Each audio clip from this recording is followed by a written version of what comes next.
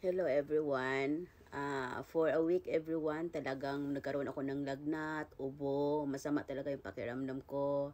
And maraming mga pinagdaanan. So talagang laban lang ang life. Basta gwapa lang ta for me.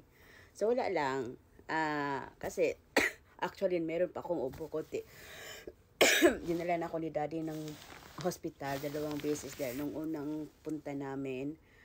Para kasing ramdam ko parang yung gamot na inom ko parang hindi effective kaya pinaretouch ako ni daddy talaga, and then talagang daddy giving his time.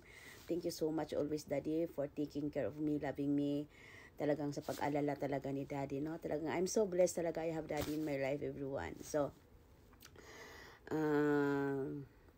actually wala lang, let's have a little bit of talk about me because noon I'm on the very active of the Amway business and in Philippines and here in Japan. So noon, every month ako nasa Pilipinas with my Japanese friends, with my all of my mentors. Talagang dinadala nila ako sa Pilipinas, Makati. Hello, Amway Philippines. So ang office ng Amway at yung KL Tower is very near lang, nasa kanto lang. Actually, this is my experience, everyone.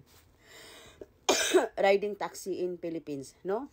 Actually, nandun lang, hindi, sumakay ako ng taxi because ang lakas ng ulan, sobrang lakas ng ulan after the meeting because I have a big, we have always a big meeting. So, yung mga mentors ko, nandun sila sa KL Tower.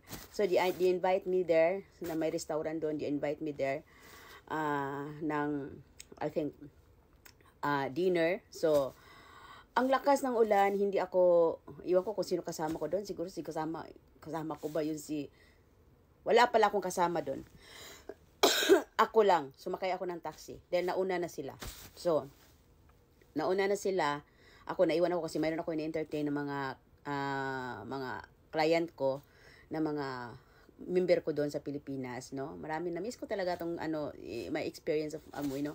So, ang KL Tower is nasa kabilang kanto lang talaga as in. So, hindi ako makapunta dahil sa lakas ng ulan. So, mabasa talaga ako super lakas talaga ng ulan. Very hard rain talaga. So, pumara ako ng taxi. And then, sabi ko, ihatid mo ko doon sa KL Tower dong. Imposible naman na hindi niya alam ang KL Tower dahil matatanaw mo lang ang KL Tower. So, ang ginagawa ng taxi driver sa akin, inikot-ikot niya ako sa buong Makati, inikot-ikot niya ako sa buong Makati, inikot-ikot niya ako sa buong Makati. Ang nagbill ako ng 360 pesos, no?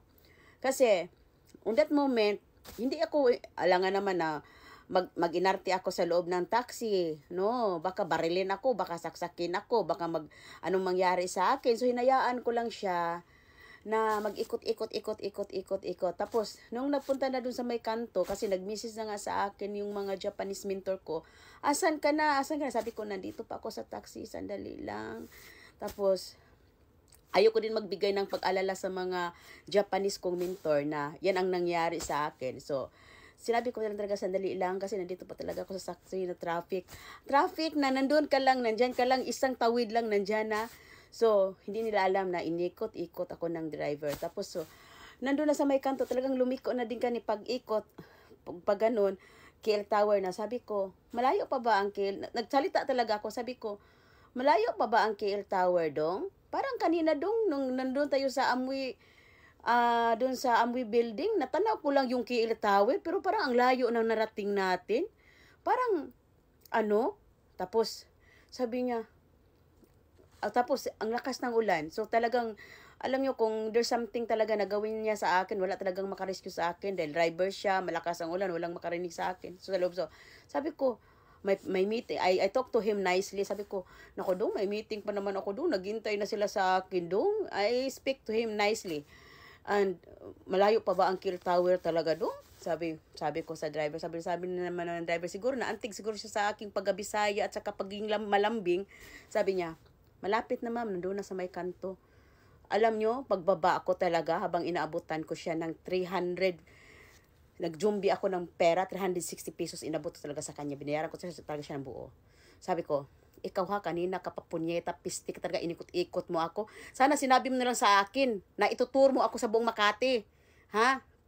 Nalit na ako sa meeting ko, kanina ka pa.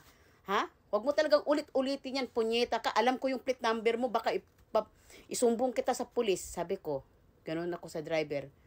Pistik ka talaga. Inikot-ikot mo pa talaga ako. Gawain niyo, manuloko kayo, ha?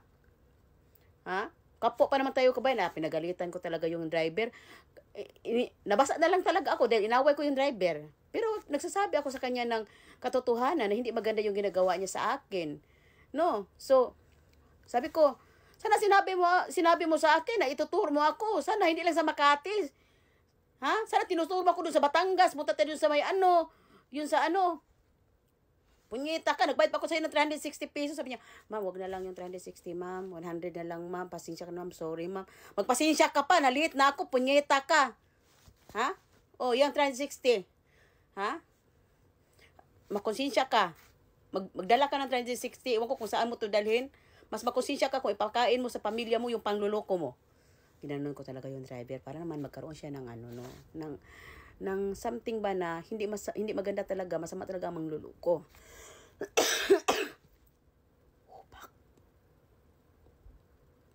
Subay na everyone, no? At yan lang talagang experience ko, everyone, at share ko lang, no?